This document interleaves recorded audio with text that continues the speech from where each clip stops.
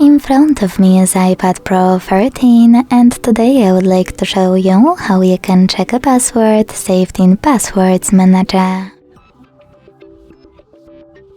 Begin by launching Settings. Following that, scroll down to tap on Passwords and then click on any password you wish to check. Now just hold your password over here and this way make it visible. Thanks so much for watching. If you enjoyed this video, don't forget to leave a like, comment and subscribe. Bye!